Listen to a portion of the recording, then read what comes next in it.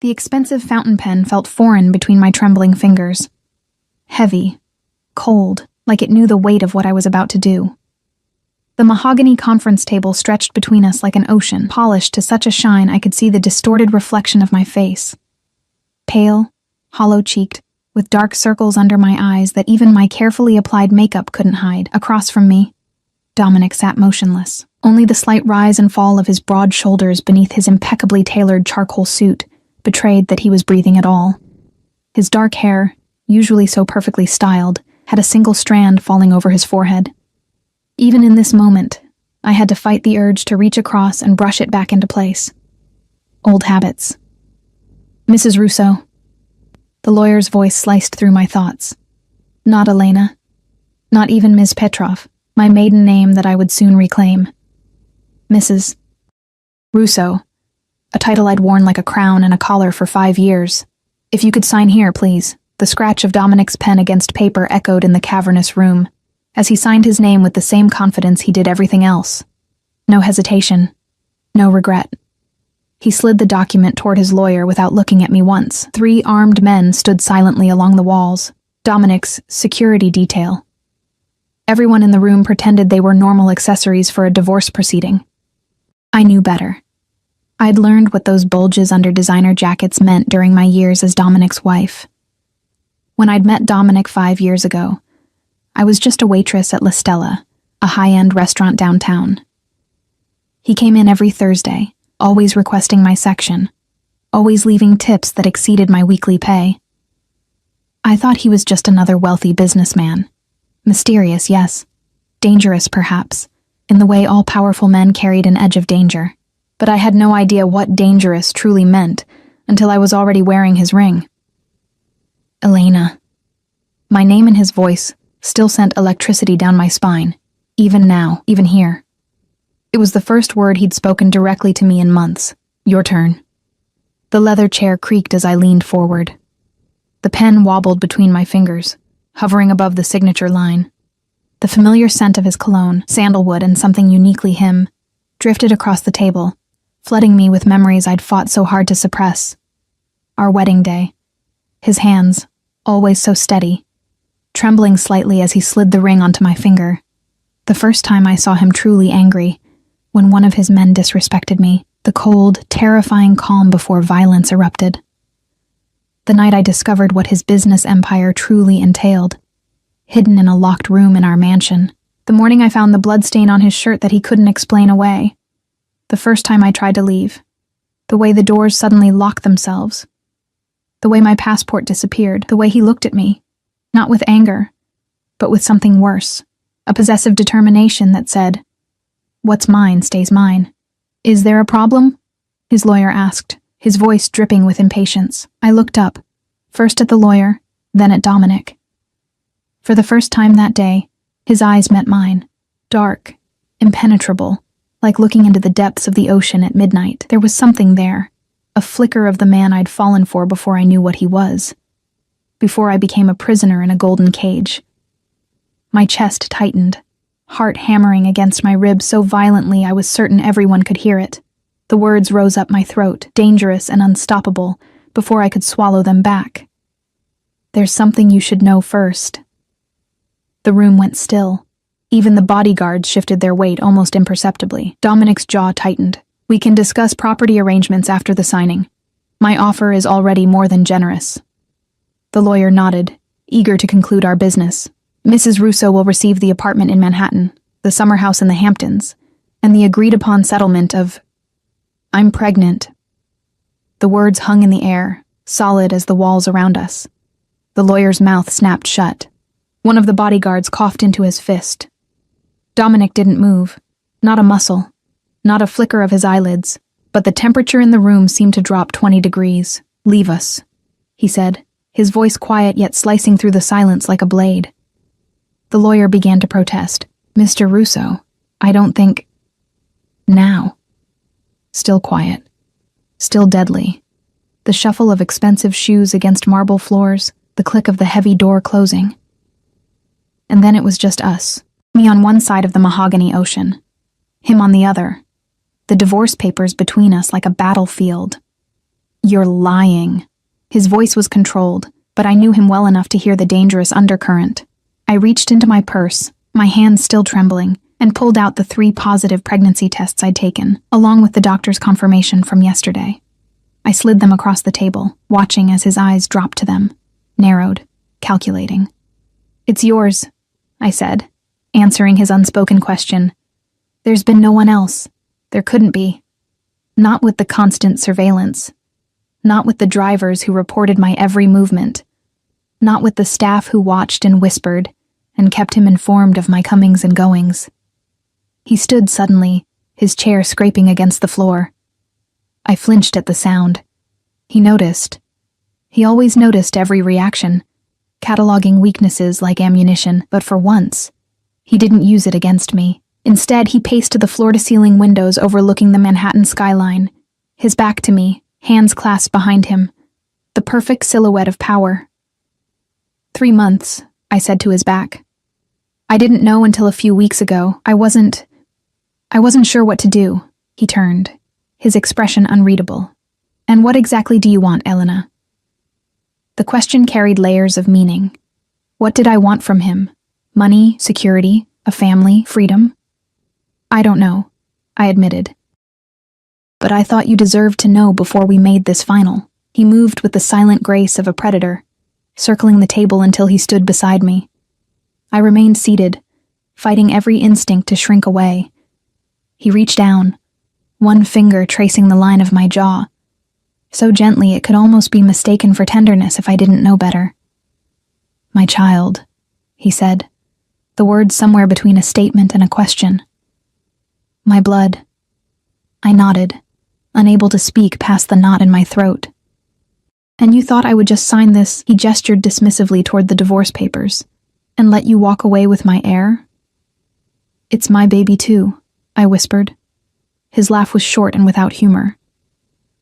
Elena. He said my name like a prayer and a condemnation. "When will you understand? What's mine stays mine." The familiar words sent ice through my veins. He bent down, his lips brushing my ear as he spoke. "You were never going to be free of me. This..." His hand hovered over my still flat stomach, not quite touching. "Just makes it official." He straightened, adjusting his cuffs with meticulous precision.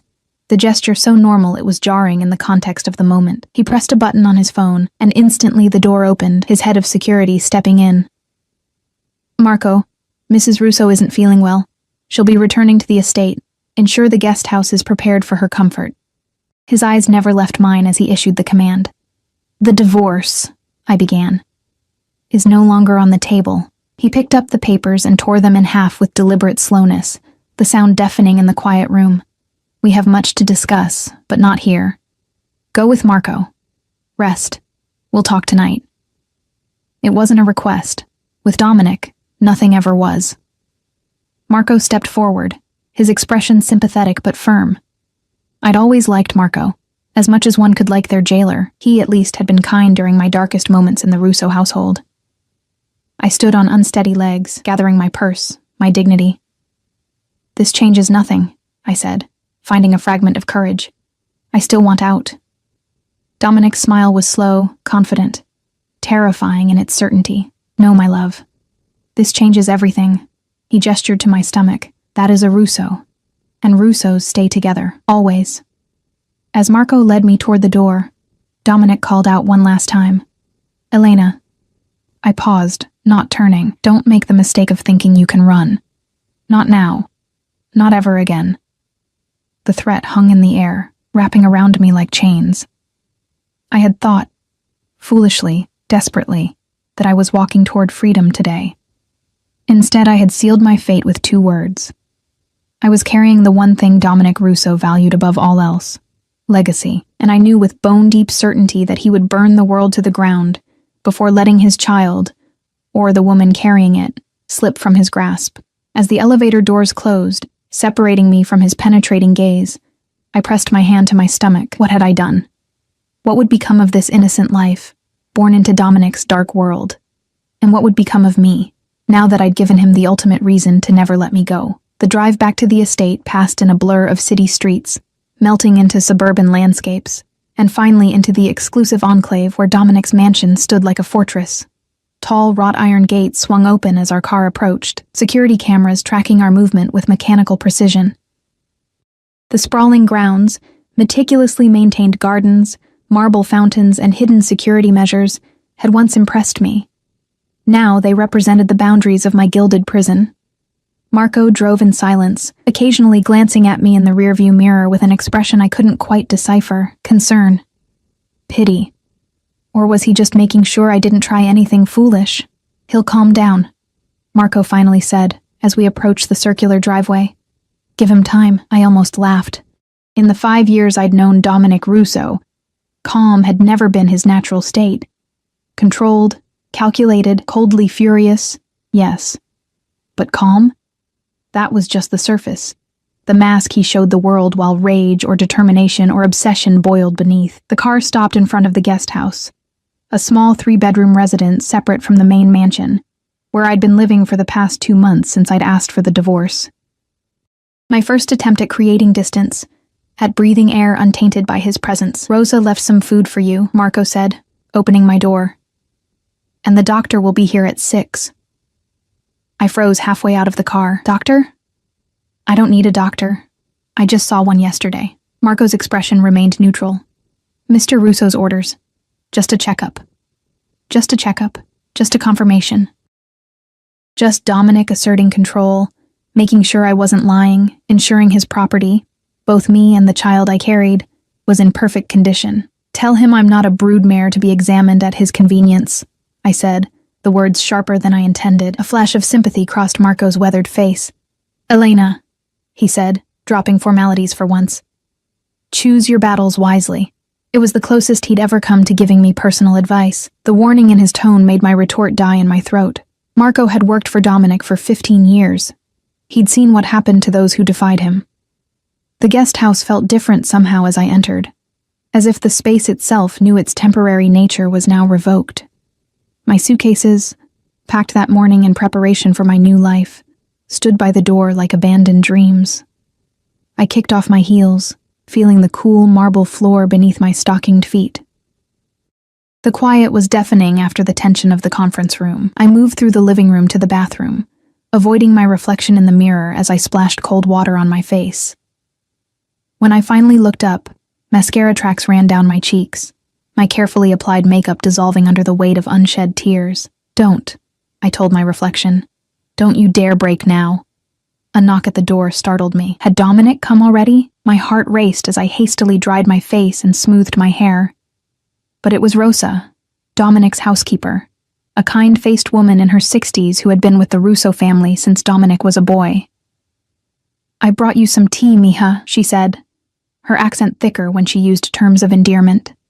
She'd called me that from my first day as a new bride, terrified and trying to hide it. "Ginger tea. Good for the baby." So everyone knew already. Of course they did. In Dominic's world, information was currency, and news traveled fast. "Gracias, Rosa." I accepted the delicate china cup, the warmth seeping into my cold fingers. Rosa hesitated at the doorway, concern etched in the lines around her eyes. "He was different before," she said suddenly. "Before his father died, before he had to become what he is." I'd heard fragments of this before. Whispered references to Dominic's father, Antonio Russo, a man whose brutality was legendary even among criminals. A man who had beaten his only son mercilessly, teaching him that power was everything, and weakness was death. "That doesn't excuse what he's become," I said quietly. Rosa crossed herself. "No, it doesn't." Her dark eyes held mine. "But it might help you understand, and understanding is a weapon, mija." She left before I could respond, closing the door softly behind her. I sipped the tea, letting the spicy warmth of ginger soothe my churning stomach as I considered her words. Understanding Dominic as a weapon. I'd tried that approach before, early in our marriage, when I still believed I could heal the darkness in him with enough love, enough patience, before I realized some wounds ran too deep, twisted too fundamentally into a person's being to ever be truly healed. The rest of the afternoon dragged on, the clock ticking away the moments until Dominic would arrive. I showered, washing away the stress of the day, and changed into a simple dress. neither too formal nor too casual. Armor of a different kind. The doctor came and went, an older woman with kind eyes but clinical hands, who asked no questions beyond those pertaining to my health and the pregnancy. She took blood samples, checked my vitals, performed an ultrasound. The rapid flutter of my baby's heartbeat filled the room, and despite everything, tears pricked my eyes. This was real. This was happening. "Everything looks perfect," she said, handing me printouts of the ultrasound. "Approximately 12 weeks and 4 days. Due date around February 20th. Valentine's season. The irony wasn't lost on me. After she left, I sat in the garden behind the guest house, watching the sunset paint the sky in shades of fire. The security detail remained discreetly visible at the perimeter, a reminder that while the chains might be invisible, they were still very much present. The sound of tires on gravel announced his arrival just after 8. The heavy tread of his footsteps on the path made my pulse quicken, my body's traitorous response to his proximity, even after everything. He appeared at the edge of the garden, his suit exchanged for dark jeans and a charcoal button-down, sleeves rolled to reveal strong forearms. More casual, but no less intimidating. He carried a manila folder in one hand. "The doctor says you're both healthy," he said without preamble. "Did you think I was lying about that too?" His expression darkened momentarily. Caution, not accusation. He settled into the chair opposite mine, placing the folder on the table between us. "We need to discuss arrangements." "Arrangements," I repeated, the word bitter on my tongue. "For your prisoner and heir?" He leaned forward, eyes flashing. "Is that what you think? That you're my prisoner? Aren't I? The security guards, the monitored phones, the drivers who report my every move, what would you call it? Protection." The word held absolute conviction. "You have no idea how many enemies I have, Elena. How many would hurt you to get to me?" It was an old argument, one we'd had countless times before. "And the locked doors, the missing passport, the way your men follow me everywhere? That's all protection too?" A muscle twitched in his jaw. "You tried to leave in the middle of the night without a word. What did you expect?" "I expected freedom." The words burst from me with more force than I intended. "I expected the right to walk away from a life I never asked for, from truths you kept hidden until it was too late." His eyes narrowed. "You knew exactly who I was when you married me. I knew you were powerful. I knew you were wealthy. I didn't know you were—" I stopped, suddenly aware of potential listening ears. "Say it." His voice was dangerously soft. "What am I, Elena?"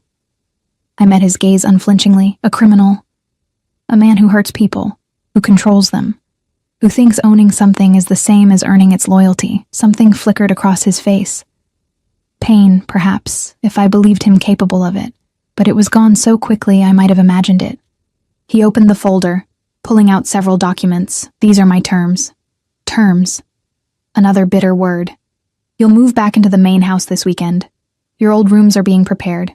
You'll have full access to the estate again, with reasonable security measures." "And if I refuse?" His smile didn't reach his eyes. "That's not an option. Not anymore." He slid a document toward me. "I've tripled your monthly allowance. You'll want for nothing. The baby will want for nothing." I didn't touch the paper. "I don't want your money. I want my freedom." "Your freedom," he repeated slowly, as if tasting the word. "To do what, exactly? To raise my child in some cramped apartment? To work 60 hours a week while strangers care for our baby? To live without protection in a world where my name alone makes you a target?" Put that way, it sounded foolish, naive, but it had never been about luxury. "To live without fear," I whispered. "To not flinch when doors slam. To not wonder if today is the day your business follows you home. To not watch you become more like your father every day." That hit its mark. Dominic went very still, his eyes darkening to obsidian. He despised any comparison to Antonio Russo. "I am nothing like him," he said, each word precisely enunciated. "Aren't you?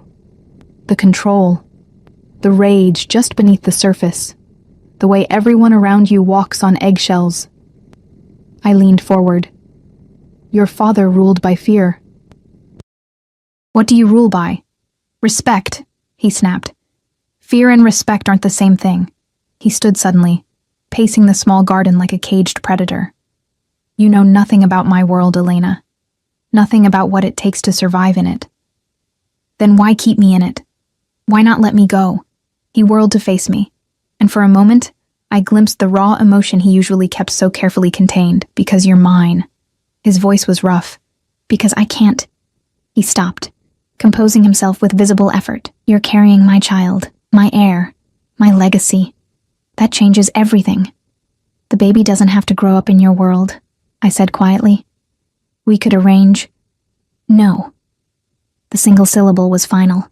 No child of mine grows up without me. No child of mine grows up unprotected, unloved, without knowing exactly who they are and what that means. The passion in his voice startled me. This wasn't just about possession or control. This was something deeper, more primal. And what does being a Rousseau mean, Dominic? I asked. What legacy are you so desperate to pass on? He moved closer, crouching beside my chair so our faces were level. This close, I could see the faint scar above his left eyebrow, a souvenir from his father's signet ring, though he never spoke of it. I could see the flecks of amber in his dark eyes, the shadow of stubble along his jaw. Power, he said simply. Protection. Family above all else. Your father's creed, I noted. My father perverted it. His hand moved, hesitating just above my stomach before withdrawing. He thought power meant terror, protection meant isolation, family meant ownership. And you don't? His eyes met mine, and for a moment, just a moment, I saw the man I'd fallen for, the man who'd charmed me with his intensity, his focus, his absolute devotion. I thought I knew better, he said softly, until I started losing you. The words hung between us, startlingly vulnerable from a man who showed vulnerability to no one.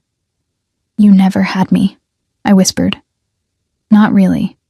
You had a version of me. A caged bird singing pretty songs until she realized the cage door would never open. He stood again. His moment of openness sealed shut as quickly as it had appeared. We'll try again, he said, his voice back to its usual controlled tone.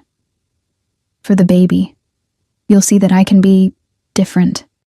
Different how? I couldn't keep the skepticism from my voice. You'll have more freedom within reason, more input in decisions, less... He searched for the word, surveillance. And your business? The parts of it I'm not supposed to know about? The blood on your hands?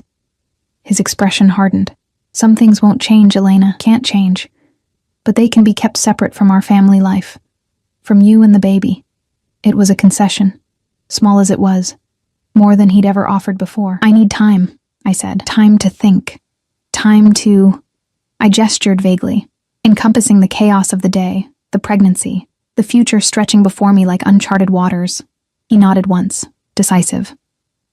2 days. Then you move back to the main house. He picked up the folder, leaving one document on the table, the ultrasound. He said, his voice softer. The doctor left it for me. As he turned to leave, I called after him. Dominic. He paused. I'm not making any promises. About the future. About us. He looked back, his expression inscrutable. You don't have to, Elena. I'll make them for both of us. With that, he walked away, his silhouette dissolving into the gathering darkness, leaving me alone with the black and white image of our child, the invisible bond that would forever tie me to a man I both loved and feared, a world I'd tried desperately to escape, and a future I could no longer avoid. Morning sickness was a cruel misnomer. It struck at all hours, a constant reminder of the life growing inside me and the decisions looming ahead. I spent the night alternating between restless sleep and hunched over the bathroom toilet, my body rebelling against the stress and uncertainty as much as the pregnancy hormones. By dawn, I was exhausted but clear-headed. Dominic had given me 2 days to think. 2 days to decide how to navigate this new reality where complete escape was no longer an option. I showered, dressed in loose cotton pants and a flowing blouse, and wandered into the kitchen. Through the window, I spotted the dark silhouette of a security guard patrolling the perimeter. Some things never changed. The kitchen door opened, startling me.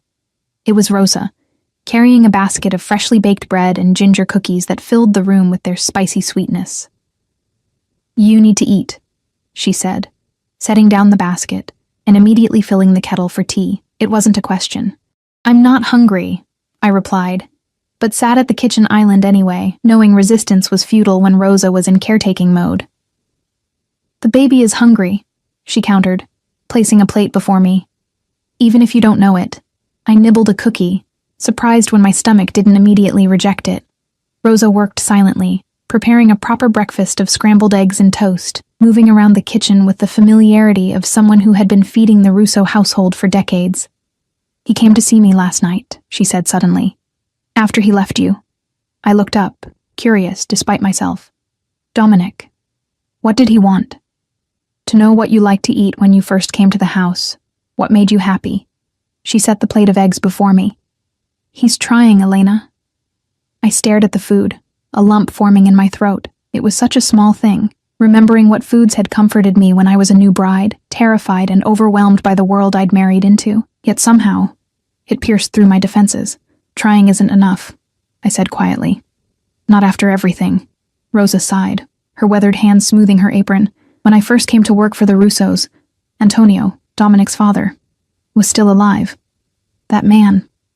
She crossed herself again, a gesture I'd noticed she made whenever Antonio was mentioned. "He was evil, in a way his son has never been." "Dominic has blood on his hands too," I reminded her. "Yes." She didn't deny it, but never without reason, never for pleasure. The distinction felt academic to me. Dead was dead. Yet I couldn't deny that Dominic operated by a code, twisted as it might be, while the stories of his father suggested a man who enjoyed cruelty for its own sake. "What happened to Dominic's mother?" I asked. It was a question I'd raised before, but one Dominic had always deflected. Rosa's expression darkened. "Maria tried to leave, just like you." "She packed young Dominic's things in the middle of the night when he was 7. Antonio caught them at the gate." She turned away, busying herself with wiping down the already clean counter. 3 days later, they found her car in the river. Antonio told everyone it was an accident. Told Dominic it was his fault for trying to leave. My blood ran cold. "Are you saying Antonio killed her?" Rosa's silence was answer enough. "And Dominic believes it was his fault? That trying to escape caused her death?" She nodded slowly. "He never speaks of it, but some wounds don't need words to fester." Her dark eyes held mine. "Perhaps now you understand why the thought of you leaving, especially with his child, touches something broken in him." I pushed my plate away, appetite gone. "That explains his trauma. It doesn't excuse it." "No," she agreed. "But understanding is still a weapon, Mija, the strongest one you have." After Rosa left, I spent the morning pacing the guest house, mind racing. I needed air, space to think beyond these walls. On impulse, I called Marco. "I want to go out," I said when he answered. "Just for a few hours." There was a pause. "Let me check with Mr. Russo." "No," I interrupted. "He promised me more freedom. This is my test of that promise." Another pause, longer this time. "Where do you want to go?" "The Botanical Gardens. A public place. Beautiful. Peaceful. Somewhere I could think." 30 minutes later, I was in the back of a sleek black sedan, Marco driving, another security detail following discreetly in a second car. Not exactly freedom, but a step toward it. The gardens were a riot of late summer blooms, paths winding through carefully cultivated wilderness. I walked slowly, one hand resting occasionally on my still flat stomach, the other trailing along leaves and flower petals. "I don't know what to do," I whispered to the tiny life inside me. "I don't know how to keep us both safe and free." Freedom. Such a simple word for such a complex concept. What did freedom really mean when you were carrying a child? Even without Dominic in the equation, there would be responsibilities, limitations, compromises. No parent was truly free. But there was a difference between the natural limitations of parenthood and the gilded cage Dominic had built around me. I found a bench in a secluded corner of the rose garden and sat, closing my eyes against the dappled sunlight filtering through overhead branches. Marco kept a respectful distance, his presence both reassuring and constraining. My phone buzzed in my pocket, a text from Dominic. "Are the gardens to your liking?" Of course he knew exactly where I was. I considered not responding, but pettiness wouldn't serve me now. "Yes," I typed back. "Thank you for allowing this." His response came immediately. "It's not about allowing, it's about protection." I put the phone away without replying. unwilling to restart an argument via text. Instead, I watched an elderly couple strolling arm in arm along the path, their movements synchronized by decades together. Would Dominic and I ever reach that stage? Comfortable silence, gentle touches, the hard edges of youth softened by time and compromise. It seemed impossible. Yet once, I had loved him fiercely. Once, I had seen beneath the controlled exterior to the wounded man beneath. That was before I understood the full extent of his business, before I witnessed the casual violence, before I became another possession to be guarded rather than a partner to be cherished. Could we find our way back to something resembling love? For our child's sake, if nothing else. The afternoon stretched on, the gardens gradually emptying as closing time approached. I stood reluctantly, knowing I couldn't delay the return to the estate forever. Marco appeared at my side instantly. "Ready, Mrs. Russo?" The name still fit uncomfortably, like clothing I'd outgrown. But perhaps I needed to reclaim it, reshape it into something I could bear to wear. As we walked toward the exit, a sharp crack echoed through the gardens. Marco reacted instantly, shoving me to the ground and covering my body with his. Pain shot through my shoulder as it hit the path. "Stay down," he growled, one hand already drawing his concealed weapon. Panic gripped me. "What was that? What's happening?" "Probably nothing," he said, but his tense posture belied his words. "Car backfiring, but we take no chances." The second security detail appeared, moving with practiced efficiency. Before I could process what was happening, I was being bundled into the car, Marco scanning the surroundings with predatory focus as he slid into the driver's seat. "Are you hurt?" he asked as we pulled away, faster than was strictly necessary. I touched my shoulder, wincing. "Just bruised from the fall." He nodded, eyes constantly checking the mirrors. "We'll have the doctor look at it when we get back. Just to be safe." "It was just a car, wasn't it?" I asked, the fear in my voice embarrassing me. Not someone after us?" Marco's hesitation told me everything. "Probably," he finally said. "But in our world, Mrs. Russo, paranoia keeps people alive. Our world. As if I'd ever chosen to be part of it." When we reached the estate, Dominic was waiting at the entrance, his casual stance betrayed by the tension visible in every line of his body. As soon as the car stopped, he yanked open my door. "Are you all right?" His eyes raked over me, checking for injuries. "I'm fine," I said, allowing him to help me out of the car. "It was nothing. A car backfiring." "We don't know that," Marco interjected, earning a sharp look from his boss. Dominic's arm slid around my waist, both protective and possessive as he led me inside. "You're bleeding." I looked down in surprise. There was indeed a small scrape on my elbow, probably from when Marco pushed me down. "It's nothing. Just a scratch." He ignored this, guiding me to the main house rather than the guest house. I was too rattled to protest. The main house, the house that had been our home for 5 years, was exactly as I'd left it 2 months ago when I moved to the guest house. Same artwork on the walls, same furniture, same scent of lemon polish and the roses Dominic insisted be fresh cut daily. Yet it felt different now, or perhaps I was the one who had changed. He led me to the kitchen, sitting me at the island while he retrieved the first aid kit from a drawer. The domesticity of the moment was jarring. Dominic Russo, feared crime boss, carefully cleaning a minor scrape on his estranged wife's elbow. "It was just a car," I repeated, needing to believe it. His hands stilled. Maybe not." He looked up, dark eyes intense. "This is why I can't let you go, Elena. This is the world we live in, one where a trip to the gardens could end with a bullet."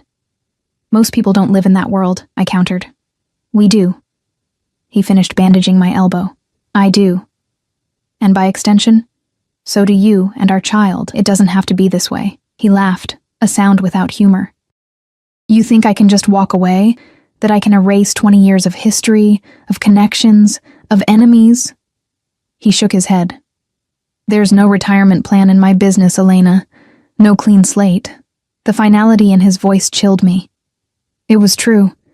I'd been naive to think otherwise. Even if Dominic wanted to leave his empire behind, too many people would ensure that didn't happen. Either his own organization, who would see it as weakness, or his rivals, who would see it as opportunity. We were interrupted by the arrival of the doctor, the same woman who had examined me the day before. She checked my shoulder and elbow, pronounced both minor injuries, but insisted on another ultrasound, just to be certain. The baby hadn't been affected by the stress or the fall. Dominic stayed for the examination, his eyes fixed on the screen where our child's heartbeat pulsed, strong and rapid. The naked emotion on his face in that moment was startling, raw, unguarded wonder. I had seen that expression only once before, on our wedding day, when he had looked at me as if I were a miracle he couldn't believe was his. "Everything looks perfect," the doctor assured us, wiping the gel from my stomach, "but I'd recommend rest for the remainder of today." No more excitement. Dominic nodded, thanked her, and showed her out with the smooth courtesy he could turn on and off like a switch. When he returned, he found me still sitting on the examination table, suddenly exhausted by the emotional whiplash of the day. "You'll stay in the main house tonight," he said. It wasn't a question. For once, I didn't argue. The security of the main house, with its advanced systems and extra personnel, seemed appealing after the scare at the gardens. One night, I could give him that much. He must have read the surrender in my face because he nodded once, satisfied. "I'll have Rosa prepare dinner. Your favorite." As he turned to leave, I called after him, echoing his words from the day before. "Dominic." He paused. "This changes nothing. About us. About the future." His smile was slow, confident, the smile of a man accustomed to getting his way. "We'll see, Elena. We'll see." I awoke in our old bedroom, momentarily disoriented by the familiar ceiling above me, silk sheets instead of the cotton ones I'd chosen for the guest house. The subtle scent of Dominic's cologne lingering in the air despite his absence. He'd kept his word about giving me space. Sleeping elsewhere in the massive house, for just a moment, I could pretend the last year hadn't happened. That I hadn't discovered the true extent of Dominic's business empire, that I hadn't tried to leave, that the divorce papers had never been drawn up. But reality rushed back as my hand instinctively moved to my stomach. The baby. The reason I was here again, trapped in this beautiful prison with its marble floors and priceless art, and silent, watchful guards. I showered in the enormous master bathroom, its luxury no longer impressive, but simply part of the gilded cage. When I emerged, wrapped in a plush robe, I found clothes laid out on the bed, my clothes, brought from the guest house. Including, I noted with a mixture of irritation and grudging appreciation, my most comfortable loungewear. Downstairs, I found Dominic in his study, the door uncharacteristically open. He was on the phone, speaking rapid-fire Italian, his voice sharp with authority. He spotted me hovering in the doorway and gestured for me to come in, not breaking his conversation. I hesitated before entering. The study had always been his sanctum, the epicenter of his empire, a place I'd been welcome during our early days together, but had gradually become off-limits as the distance between us grew. It was exactly as I remembered: dark wood paneling, leather-bound books lining built-in shelves, his massive desk positioned to view both the door and the windows overlooking the grounds. A place designed for control. He ended his call abruptly when I stepped inside. "You slept well?" The question seemed oddly tentative coming from him. "Yes." It wasn't entirely a lie. Despite everything, I'd slept more soundly in this room than I had in weeks at the guest house. Perhaps my body remembered the safety it had once felt here, before knowledge had poisoned everything. "Good." He stood, circling the desk to approach me, stopping a careful distance away. "The doctor recommended rest, but I thought you might enjoy breakfast on the terrace. The weather is mild today," I nodded, surprised by the consideration. "That would be nice." He escorted me through the house, his hand hovering near the small of my back, but never quite touching. The terrace overlooked the rose gardens, my gardens, planted at my request during our first year of marriage, a token of love from a man who expressed his feelings through gestures rather than words. Breakfast was already waiting. Fresh fruit, pastries, the special herbal tea Rosa knew settled my stomach. Dominic pulled out my chair, waited until I was seated, then took his place across from me. "Your bruise looks better," he observed, nodding toward my elbow. I glanced down, having almost forgotten the minor injury. It wasn't serious. He poured coffee for himself, movements precise and controlled. "Marco's investigating yesterday's incident." "It was a car backfiring," I insisted, though with less conviction than before. Dominic's expression remained neutral. Perhaps. But my enemies know my routines. They know my weaknesses. I'm not your weakness, I said automatically. His eyes met mine, dark and intense. You are my greatest weakness, Elena. You always have been. The raw honesty in his voice caught me off guard. Before I could formulate a response, he continued. That's why I kept you so close, why I needed to know where you were, who you were with, not because I didn't trust you, but because I couldn't bear the thought of you being used against me, so I was kept in a cage for my own protection. I couldn't keep the bitterness from my voice. Yes. No apology, no softening of the truth. But I see now that the cage itself was driving you away. I stared at him, surprised by this admission. What are you saying? He set down his coffee cup with deliberate care. I'm saying I made mistakes, that in trying to keep you safe, I made you feel imprisoned. It was more self-awareness than I'd ever heard from him. Part of me wanted to cling to my anger, to the justified resentment that had fueled my escape attempts. But another part, the part that had fallen in love with him years ago, recognized the significance of this concession. What happens now? I asked, voice barely above a whisper. Now we find a middle ground. He leaned forward. You want freedom. I need to know you and the baby are safe. There must be a compromise that satisfies both. I picked at a pastry, buying time to organize my thoughts. What kind of compromise? You stay here where security is strongest, but you come and go as you please, with Marco or another guard of your choosing. No more reporting your every movement to me. It was less than I wanted, but more than I'd expected. And your business? His expression hardened slightly. Remain separate from our home life, as I promised. That's not enough, Dominic. Not anymore. I met his gaze steadily. I need to know what I'm bringing our child into. No more secrets. No more locked rooms I'm not allowed to enter. He was silent for so long I thought he would refuse. Finally, he nodded once, a short, sharp movement. Ask your questions. I will answer what I can. How much of your business is legitimate? A mirthless smile. 60%. The restaurants, the import business, the real estate, all clean, all profitable. The rest. He shrugged. Less so. The violence, the threats, the men who disappear after crossing you. Is that all necessary? He didn't flinch from the accusation. In my world? Yes. Weakness invites predators. Mercy is seen as vulnerability. My father understood this, if little else. And our child? Will they be expected to take over this empire of fear one day? His eyes flashed. Our child will have choices I never had. If they want the legitimate businesses, they can have them. If they want nothing to do with any of it, I will ensure they have the freedom to walk away. Like I had the freedom to walk away? I couldn't help the barb. His jaw tightened. That's different. Why? Because I'm your possession and they'll be your blood? Because I'm in love with you, he snapped, the words exploding from him with uncharacteristic rawness. Because the thought of you leaving tears, something open inside me that I can't control. Because I know I should let you go, but I can't. The confession hung in the air between us, shocking in its vulnerability. Dominic Russo didn't admit weakness, didn't expose his inner thoughts, didn't lose control of his carefully measured words. I stared at him, seeing past the powerful exterior to the damaged man beneath, the boy who had lost his mother, who had been raised by a monster, who had built walls so thick around himself that even I had rarely glimpsed behind them. I loved you once, I said quietly, before I knew what your business really entailed, before I became another possession to be guarded. Pain flickered across his features, quickly masked. And now? It was a question I'd asked myself 1,000 times over the past year. Did I still love him? Could you love someone you feared? Someone whose world represented everything you wanted to escape? I don't know, I admitted. There are moments when I see the man I married, and then there are moments when you become someone I don't recognize. He reached across the table, his hand stopping just short of mine. An invitation, not a demand. Let me show you the man you married again.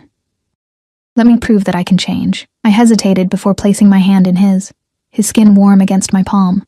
Words are easy, Dominic. Actions are what matter. Then judge me by my actions. His thumb traced circles on my wrist, the gesture achingly familiar. Starting today. The moment was interrupted by Marco appearing at the terrace entrance. Sorry to disturb you, boss. His eyes flicked meaningfully toward me. There's a situation that requires your attention." Dominic's expression closed immediately, the vulnerable man vanishing behind the mask of the crime boss. He stood, straightening his already impeccable shirt. "I'll be back for dinner. Rest today, as the doctor ordered." He hesitated, then bent to press a kiss to my forehead, a gesture so reminiscent of our early days together that my heart contracted painfully. After he left, I wandered the grounds, shadowed by a female security guard whose presence was less intrusive than the usual men. The gardens were in full bloom, a riot of late summer color that had once brought me joy. I tried to recapture that feeling, to imagine raising a child here among the roses and fountains, teaching them to appreciate beauty while sheltering them from the darkness of their father's world. Could it work? Could Dominic truly separate his criminal enterprises from his family life? Could I learn to live with the compromise, to accept the parts of him I could not change while nurturing the good I still believed existed? By evening, I had no answers, only more questions. I dressed for dinner with care, choosing a simple blue dress that complemented my eyes, Dominic's favorite. Not a surrender, I told myself. A strategic choice. A reminder of what we had once shared. I found him waiting in the formal dining room, the table set for two with candles and fresh flowers. He stood when I entered, his eyes traveling over me with appreciation that was both familiar and unsettling. "You look beautiful," he said simply. "Thank you." I took my seat, allowing him to push in my chair. "Did you resolve your situation?" Something dark flickered across his features. "Yes."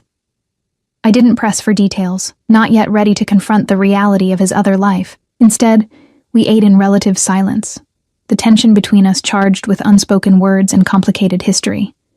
"I've been thinking about names," I said finally, surprising myself as much as him. "For the baby." His fork paused halfway to his mouth. "You have?" I nodded, unable to explain the sudden urge to share this with him. "Sophia, for a girl, after my grandmother. Sophia Russo." He tested the name, a small smile softening his features. "It's beautiful, strong, and for a boy?" I hesitated. "I thought perhaps Antonio, after your father." The suggestion was a test, a probe to see how he would respond. His face hardened, a muscle jumping in his jaw. "No. No. No child of mine will carry that name. Ever." The vehemence in his voice confirmed what Rosa had told me about his relationship with his father. What about Marco? After someone who has protected you, who has shown loyalty without cruelty. Surprise registered in his eyes, followed by thoughtful consideration. "Marco Russo." He nodded slowly. "A good name. A name without shadows." "A name without shadows," I repeated. "That's what I want for our child, Dominic. A life without shadows." He reached across the table, taking my hand in his. "I want that too. More than you know." For just a moment, I allowed myself to believe him, to imagine a future where Dominic Russo could be both the powerful man his world required and the loving father our child deserved, where I could be both protected and free. Where the shadows of his past and present didn't darken our tomorrow. It was a beautiful fantasy, but as his phone buzzed with yet another urgent message, as his expression shifted from tender husband to calculating crime boss in the space of a heartbeat, I wondered if it could ever be more than that. Fantasy or possibility? Naive dream or potential reality? The question hung unanswered as I watched him walk away, once again pulled into the darkness while I remained in the light, the distance between our worlds seeming both smaller and more insurmountable than ever before. 3 months passed in a delicate dance of compromise and caution. My stomach grew rounder, the baby's movements becoming stronger each day. Dominic kept his promises. No more surveillance reports, no more locked doors, no more suffocating protection. Instead, security remained at a respectful distance, and I came and went as I pleased, always with Marco, or another guard of my choosing. The guest house remained empty, a silent reminder of the freedom I'd sought and the compromise I'd accepted. I slept in our bedroom in the main house, though Dominic continued to occupy one of the guest suites, honoring my request for space. It was an uneasy truce, fraught with moments of tension and unexpected tenderness. Dominic attended every doctor's appointment, his face transforming with wonder each time we heard the baby's heartbeat. He ordered the nursery prepared, consulting me on every detail from paint colors to furniture. He left business calls when I entered the room, a physical demonstration of his promise to separate his two worlds. Small changes, perhaps, but significant from a man who had never before compromised on anything.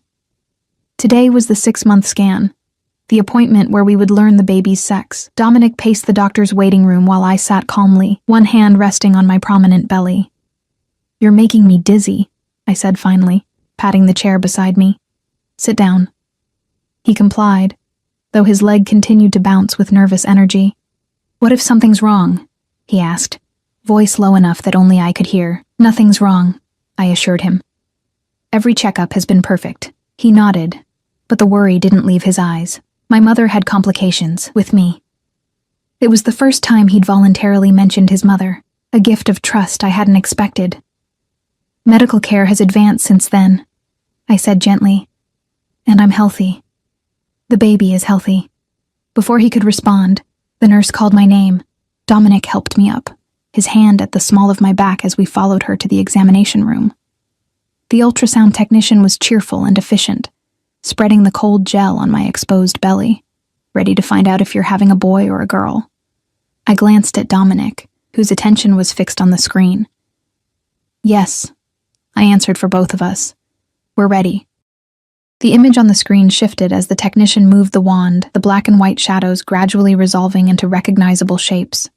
A spine, a head, tiny hands and feet. "There's your baby," she said, pointing out features. "Nice, strong heartbeat, good size for 24 weeks. And," she moved the wand slightly, "congratulations, it's a girl." A girl. Sophia. I felt tears spring to my eyes, unexpected emotion overwhelming me. When I looked at Dominic, I was shocked to see wetness on his cheeks as well. The first time I had ever seen him cry. "A daughter," he whispered, reaching for my hand and squeezing it tight. "Our daughter." The technician printed images for us, discreetly turning away to give us a moment of privacy. Dominic leaned down, pressing his forehead to mine. "Thank you," he murmured, his voice rough with emotion, "for giving me this, for staying." The drive home was quiet, both of us lost in thoughts of the future. A future that now had a face, a gender, a name. Sophia Russo, a little girl who would be born into wealth and privilege, but also into a legacy of shadows.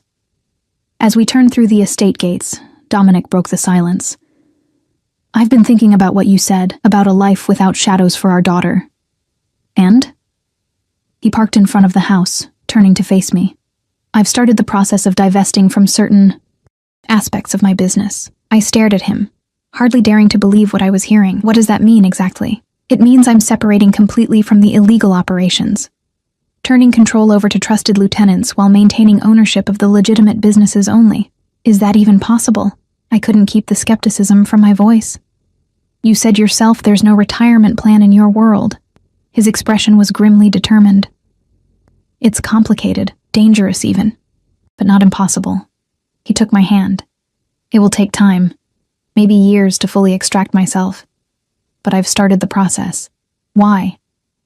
I needed to hear him say it. "Why now?" "Because I saw her face today." His eyes met mine, more vulnerable than I'd ever seen them. "Because I don't want my daughter looking at me the way I looked at my father. Because I want her to be proud of her name, not burdened by it." The words hung between us, a promise more binding than any wedding vow. "And if it doesn't work?" I asked softly. "If your enemies won't let you walk away?" A shadow crossed his face. "Then we have contingencies, new identities, a new country, if necessary." It was more than I'd ever expected from him. This willingness to consider abandoning the empire he'd built, the power he'd accumulated. "You'd leave everything behind? For us?" "In a heartbeat," he said without hesitation. "The money, the power, the respect, none of it matters if I lose you. If I lose her." I placed a hand on my stomach, feeling Sophia kick as if in response to her father's words. "I need you to know something," he continued, his voice low and intense. "When you tried to leave before, when I stopped you, it wasn't about control. It was about terror." "Terror?" I echoed. "The same terror I felt when my mother tried to take me away. The certainty that it would end in tragedy." He swallowed hard. I thought I was protecting you. I convinced myself it was for your own good. But the truth is, I was protecting myself from the pain of losing you. It was the most honest he'd ever been with me. The most vulnerable. The closest to an apology I would ever get from a man who had been raised to see apology as weakness. I can't promise I'll stay, I said finally. Not until I see real change. Not until I'm sure our daughter will be safe from your world. I understand. He lifted my hand to his lips, pressing a kiss to my knuckles. I don't ask for promises, only for a chance to prove myself, to earn back your trust. As we entered the house, Marco met us in the foyer, his expression grave. Boss, there's a situation that needs your immediate attention. The familiar words, the familiar interruption. For a moment, I saw Dominic's expression harden into the mask I knew so well. Then, surprisingly, he shook his head. Not today, Marco. Whatever it is, Salvatore can handle it. He turned to me. Today is for family. Marco's eyebrows rose slightly, but he nodded and withdrew. Dominic placed a hand on the small of my back, guiding me toward the stairs. I have something to show you. He led me to the nursery, a room I hadn't visited since we'd discussed basic design plans weeks ago. When he opened the door, I gasped. The room had been transformed, soft lavender walls, a hand-carved wooden crib, gauzy curtains that filtered the afternoon sunlight into a gentle glow. A rocking chair by the window, overlooking the gardens. Shelves filled with books and stuffed animals. Do you like it? He asked, a note of uncertainty in his voice that I'd rarely heard before. I walked into the center of the room, touching the mobile of delicate paper birds hanging above the crib. You did all this? I had help with the construction and painting, he admitted. But the design, the choices, those were mine, based on things you'd mentioned wanting. I turned to him, tears welling in my eyes for the second time that day. It's perfect. He approached slowly, giving me time to step away if I wished. When I didn't, he placed his hands gently on my shoulders. I meant what I said, Elena. I'm changing. For you. For Sophia. For the man I want to be, not the man my father tried to make me. I searched his face, looking for any sign of manipulation or deceit. I found only raw sincerity and the vulnerability he showed to no one else. I believe you want to change, I said carefully. I'm not sure yet if you can, then let me prove it. Day by day. His hand moved to cup my cheek. Stay. Give me the chance to be the husband you deserve. The father Sophia needs. I placed my hand over his. I'm not making any promises beyond today. Today is enough, he said simply. Tomorrow we can decide again. That night, for the first time in months, I asked him to stay in our bedroom. Not for intimacy, I wasn't ready for that yet, but for connection, for the possibility of rebuilding what had been broken. We lay side by side, my head on his chest, his hand resting protectively over my rounded stomach. Sophia kicked against his palm, and I felt his sharp intake of breath. She knows her father, I murmured. Her father who will never let her down. He vowed, the words vibrating through his chest beneath my ear. Who will never make her afraid, who will protect her without controlling her. I tilted my head to look at him. And her mother? His eyes met mine, dark and serious. Her mother who will always be free to choose. Every day. Every moment. Even if I choose to leave, I needed to hear him say it. Pain flashed across his features, but he nodded, even then. Though I will spend every day making sure you have reasons to stay. 6 months later, Sophia Maria Russo was born on a snowy February morning, her cries strong and indignant, her tiny fists clenched as if ready to fight the world. Dominic wept openly as he held her, this hardened man transformed by the miracle of 7 pounds of new life. By then, the changes he'd promised were well underway. The shadowy parts of his business gradually transferred to trusted lieutenants. Our security detail reduced by half. The main house sold, replaced by a smaller, less ostentatious home outside the city, close enough to maintain his legitimate business interests, but far from the neighborhoods associated with his former activities. There were setbacks, threats from rivals who sensed weakness, betrayals from those who felt abandoned, moments when Dominic struggled against ingrained instincts of control and domination. There were nights when I still woke in cold sweats, uncertain if I'd made the right choice, if I could trust the transformation I was witnessing. But there were also triumphs. The day Dominic walked away from a provocation that would once have ended in blood. The evening he returned home at a reasonable hour, choosing family dinner over a business emergency. The morning I found him in the nursery, singing softly to our daughter in Italian, the tenderness in his expression unlike anything I'd ever seen. "Happy?" he asked one evening, a year after Sophia's birth, as we sat on the porch of our new home, watching the sunset while our daughter slept peacefully inside. "Getting there," I answered honestly. "You?" He considered the question, his face more relaxed than I'd ever seen it. The constant vigilance, the perpetual calculation that had once defined him, gradually fading with each month of legitimate business, each day of normal family life. "I never knew happiness was possible," he finally said. "Not for someone like me, not after everything." I reached for his hand, our fingers intertwining. "And now?" He brought my hand to his lips, pressing a kiss to my palm. "Now I fight for it every day. Like I once fought for power, for respect. But this," he gestured toward our home, our sleeping daughter, our joined hands. "This is worth fighting for." I leaned into him, allowing myself to fully inhabit the moment. The divorce papers were long destroyed, the past not forgotten but gradually healing. The future still uncertain. His complete extraction from his former world would take years, perhaps a lifetime, but no longer shrouded in shadows. "One day at a time," I whispered, echoing the promise we'd made in the nursery a year before. He nodded, arms tightening around me. One day at a time, and for that day, at least, it was enough. Tomorrow would bring its own challenges, its own choices. But today, in this moment, we were simply a family. A man overcoming his past. A woman who had found freedom in staying rather than leaving. A child who would grow up knowing both protection and independence. Not a fairy tale ending. Those didn't exist in the real world. But a beginning. A chance. A choice we would make again with each new dawn. "I love you," he said. The words once rare, now spoken freely. "Both of you." "We love you too," I replied, no longer afraid to admit the truth I had fought against for so long, shadows and all. His smile, genuine, unguarded, was answer enough. Whatever came tomorrow, today we had found our way back to each other. Not as captor and captive, but as partners in a life we were building together. One choice, one day, one compromise at a time.